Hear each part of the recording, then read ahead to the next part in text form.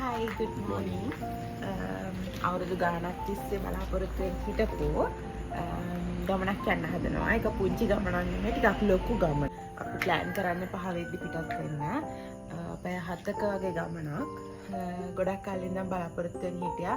ලංකාවේ එක පැතිවල ඇවිදින්න ගියාට ලංකාවේ වෙනත් සංස්කෘතියකට තියෙන ජන වර්ග වෙනස් එක පැත්තක් තියෙනවා ජැෆ්නා.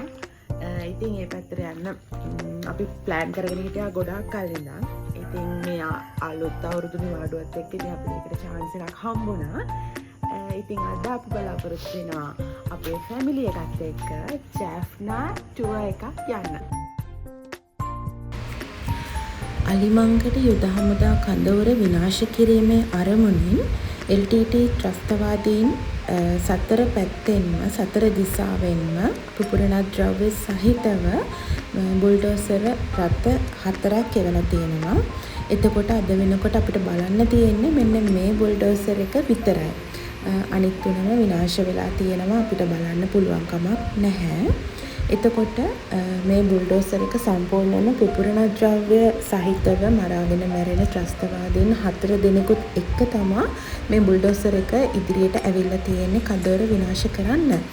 එතකොට ඒ දවස්වල නුවර හසලක ග්‍රාමයේ ඉඳලා යුද හමුදාවට එකතු වෙච්ච කෝප්‍රල් ගාමිණී කුලරත්න කියන පුද්ගලයා මේ කඳවුරට වෙන්න පුළුවන් විනාශය පිළිබඳව තේරුම් අරගෙන එයා උත්සාහ කරලා තියෙනවා මේ බුල්ඩෝසර් එක විනාශ කරන්න. ඒ විනාශ කරන්න අපිට ඒ කියන්නේ යුද හමුදාවට සතර පැත්තෙන්ම වෙඩි වරුසා මැදින් තමයි කෝප්‍රල් ගාමිණී කුලරත්නයන් ඉදිරියට ගිහිල්ලා තියෙන්නේ එයාගේ අත් බෝම්බත් එක්ක. එතකොට එයා මේ බුල්ඩෝසර් රථේ ඉනිමගින් නැගලා ඇතුළට අත් බෝම්බ 4ම දාලා මේ බුල්ඩෝසර් රථේ විනාශ කරලා තියෙනවා. එතකොට එයා ඒ කරපු ඒ අපීත ක්‍රියාවට උත්තමාචාරයක් විදිහට තමයි අද මෙතන මේ වගේ ස්මාරකයක් ගොඩනැගිලා තියෙන්නේ. ඉතින් යාපනයේ යනවා නම් අනිවාර්යයෙන්ම මේ තැන බලන්න යන්න අමතක කරන්න හොඳ නැහැ. ඉතින් එතන ඉන්න නිලධාරීන් එදා ඒ සිදුවීම පිළිබඳ සම්පූර්ණම සවිස්තරාත්මකව විස්තරයක් අපිට කියලා දෙනවා එදා ඒ සිද්ධිය වුණ විදිහ ගැන. එතකොට ඒ ඔහුගේ අපීත ක්‍රියාව නිසා සෑම අවුරුද්දකම ඔහුගේ මෑණියන්ව මේ ස්ථානයට ගෙන්නලා ඔහුට උත්තමාචාරයක් පුද කරනවා කියලත් අපිට දැනගන්න ලැබුණා. ඉතින් යාපනයේ යනවා නම් මුලින්ම මෙතෙන්ට යන්න අමතක කරන්න එපා. ඉතින් අපිට පුළුවන් හැටියට අපිත් ඒ ඔහුගේ ක්‍රියාවට උත්තමාචාරයක් විදිහට මල් පොකුරක් තියලා ජාති පින් ලැබෙන්න කියලා ප්‍රාර්ථනා කළේ. ඉතින් මෙන්න මේ විදිහට. ඉතින් අපිට පුළුවන් හැටියට අපිට තේරෙන විදිහට අපි අපේ පුංචි සෝලියටත් අපි ඒ කරපු උත්තමාචාරය කරවන්න අමතක කළේ නැහැ. මම ආයෙ කියනවා යාපනයේ යනවා නම් මේ තැන මිස් කරගන්න එපා.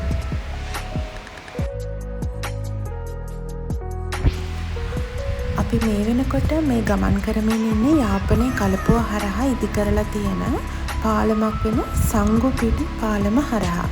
කිලිනොච්චියේ සංගුපිටි සහ යාපනයේ කරතියු යා කරන මේ පාලම යාපනයේ අර්ධද්වීපය සම්බන්ධ කරන ප්‍රධාන මාර්ග පාලම් දෙකෙන් එකක් වෙනවා.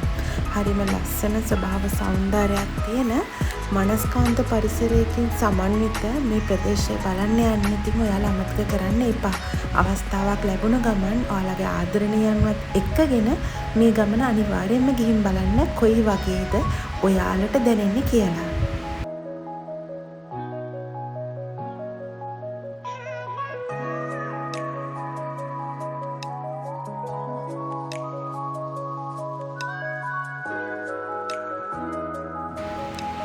අපි මේ වෙනකොට ඉන්නේ අපේ දවල් ආහාරය ගන්න ආපු තවත් එක් විශේෂ තැනකට.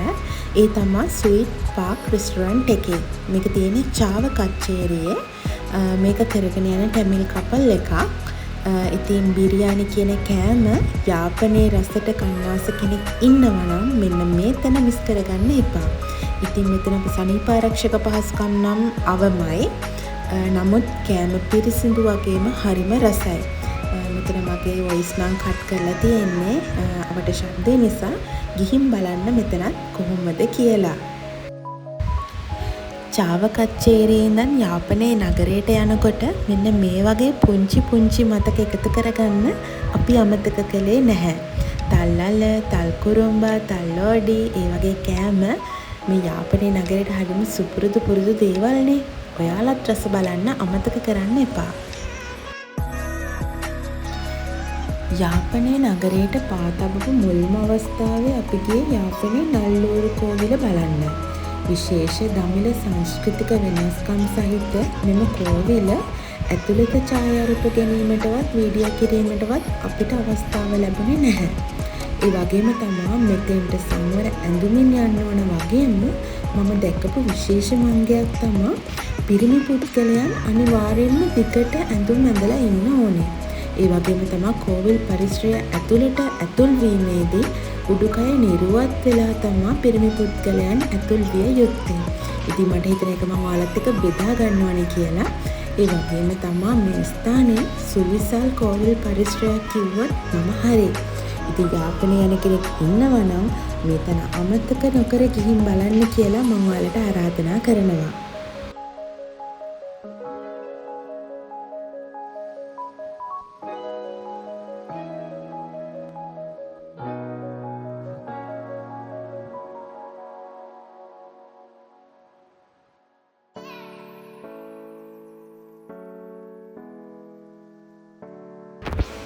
යාපනය බලන්න ගිහිල්ලා යාපනයේ ආහාරවල රස බලන්න හම්බුනේ නැත්නම් ඒක අඩුපාඩුවක් නේද?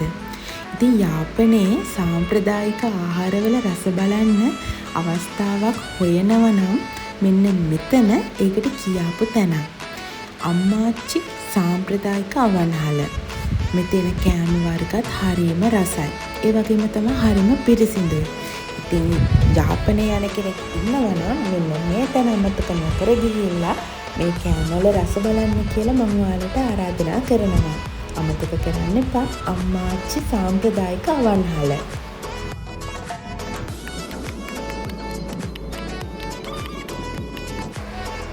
අපි දැන් ඉන්නේ ලංකාවේ ඉහළ කෙළවර. එහෙමත් නැත්නම් පේදුරු තුඩුව නෝර්ත් එන්ඩ් එකක තමයි අපි මේ වෙනකොට ඉන්නේ. මේ වටා ගොඩක් හුණගල් කැබලි වලින් තමයි බීච් එක පිරලා තියෙන්නේ. ඒ වගේම තමයි මීට එහා පැත්තෙම ඉන්දියාවේ ඉඳලා මෙරටට පැමිණි ජුසේවාස් පියතුමා ගොඩ බැස්සයි කියලා විශ්වාස කරන ස්ථානය පිහිටලා තියෙන්නේ මීට එහා පැත්තෙම. එතන දේවස්ථානයක් ගොඩනැගිලා තියෙනවා. ඒ වගේම තමයි මේ කිට්ටුවම තියෙනවා නෝර්තන් පෝස්ට් බොක්ස් එක, පේදුරුතුරු ලයිට් හවුස් එක, ඒ වගේ ස්ථානත් පිහිටලා තියෙනවා. ඉතින් යාපනය යන ඔයාලට අනිවාර්යයෙන්ම කීරිමලේ පොකුණ, මේ පේදුරුතුඩුව නෝර්ත් එන්ඩ් එක, දඹකොළ පටුන, ඒ වගේම කැෂුරිනා බීච් එක මේ වගේ ස්ථාන බලන්න එක දවසක් අවශ්‍යම වෙනවා. ඉතින් යාපනය යන ඔයාලා ඒක ප්ලෑන් කරගෙන යන්න අමතක කරන්න එපා. අපි දැන් ඉන්නේ දඹකොළ පටුනේ. ඓතිහාසික වශයෙන් දඹකොළ පටුන වරායක් විදිහට භාවිතා වෙලා තියෙනවා වගේම සංඝමිත්තා තෙරණිය ශ්‍රී මහා බෝධීන් වහන්සේ රෝපණය කරන්න එම පූජනීය බෝපලයක් අරගෙන වැඩම කරලා තියෙන මෙන්න මේ ස්ථානයට කියලා විශ්වාස කරනවා. මේ වැදගත්කම හරහා තමයි අද මෙතන විහාරස්ථානයක් ගොඩනැගිලා තියෙන්නේ. දඹකොළ පටුනේ ඉඳලා කැෂුරිනා බීච් එකට යන මාවත තමයි මේ තියෙන්නේ. හරිම ලස්සන මනස්කාන්ත පරිසරයකින් සමන්විත මේ පරිසරය බලන්න යන්න අමතක කරන්න නම් එපා. මේ තියෙන කැෂුරිනා බීච් එක. මෙතන නාන්න පුළුවන් විදිහට සියලු පහසුකම් වලින් සහිතයි. ඉතින් යාපනය යන ඔයාලා අමතක නොකර ගිහින් බලන්න කැෂුරිනා බීච් එක. මේ තියෙන නිලාවරේ ළිඳ. පතුලක් නොමැති ළිඳ කියලා තමයි ප්‍රකට වෙලා තියෙන්නේ. නමුත් මෑතකදී නාවික හමුදාව විසින් සොයාගෙන තියෙනවා මීටර් 52.5කින් මේ ළිඳේ පතුල තියෙනවා කියලා. මතුපිට ජලය, මිරිදිය ජලය වගේම ඇතුළත ජලය, කරදිය ජලය කියලා තමයි සොයාගෙන තියෙන්නේ. අපි මේ වෙනකොට ඉන්නේ නන්දේසි බලකොටුවේ. පෘතුගීසි, නන්දේසි, ඉංග්‍රීසි කියන ජාතිකයන් ත්‍රිත්වයටම අයත් වෙලා තිබෙන මේ බලකොටුව සුවිසල් බලකොටුවක්. ඒ වගේම තමයි මේ තාක්ෂණය නොදියුණු සමයක ගොඩනැගෙන මහා විශාල බලකොටුව චතුරස්‍ර හැඩයකින් සමන්විතයි. මේක තියෙන්නේ යාපනයේ නගර මැදේමයි. ඉතින් යාපනය යන ඔයාලගේ ටුවර් ප්ලෑන් එකට මේකත් ඇතුළත් කරගන්න අමතක කරගන්න එපා. ඓතිහාසික වටිනාකමක යුත් මෙම ස්ථානය අනිවාර්යයෙන්ම නැරඹිය යුතු ස්ථානයක්. මේ තියෙන්නේ අපි යාපනයේ වගා කටයුතු සිදුවෙන විදිහ බලන්න ගියපු අවස්ථාවක්. අපිට මේ පාරවල් වල වාහන වලින් යන්න බැරි නිසා හොටෙල් එකෙන් අපිට දුන්න සයිකල් වලින් තමයි අපි මේ වගා කටයුතු බලන්න ගියේ. ඉතින් යාපනය කියලා කියන්නේ දුම්කොළ, කෙසෙල්, මඤ්ඤොක්කා සහ මිදි වගාවන් වලට ඉතාම ප්‍රසිද්ධියක් උසුලන ප්‍රදේශයක්. ඉතින් ඔයාලත් අමතක නොකර මෙන්න මේ වගේ මතකයන් එකතු කරගන්නත් උත්සාහ කරන්න.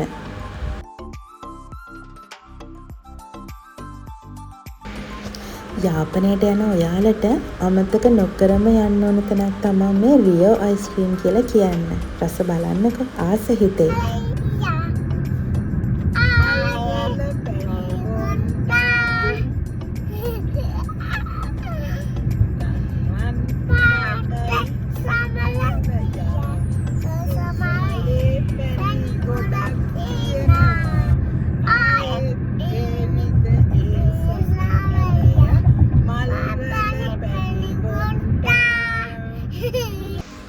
ජීවත් වෙලා ඉන්න පුංචි කාලේ අවස්ථාවක් ලැබුණු ගමන් ආදරණීයන් එක මේ වගේ ලස්සන මතකයන් ගොඩනගා ගන්න අමතක කරන්න එපා. විශේෂයෙන්ම අම්මා තාත්තා දරුවෝ එක්ක. ඒ එකතු වෙන මතකයන් ජීවිත කාලය තුළ අනිවාර්යයෙන්ම ඔයාගේ සතුටට හේතුවක් වේවි. අත්දැකීමෙන් කියන්නේ. ඉතින් මේ වගේ අපේ ලස්සන පුංචි පවුලත් එක්ක ගෙවෙන තවත් සුන්දර මතකයක් එක්ක ආයෙත් දවසක හමු වෙමු. ඊයෙන් එන්න සුබ දවසක්.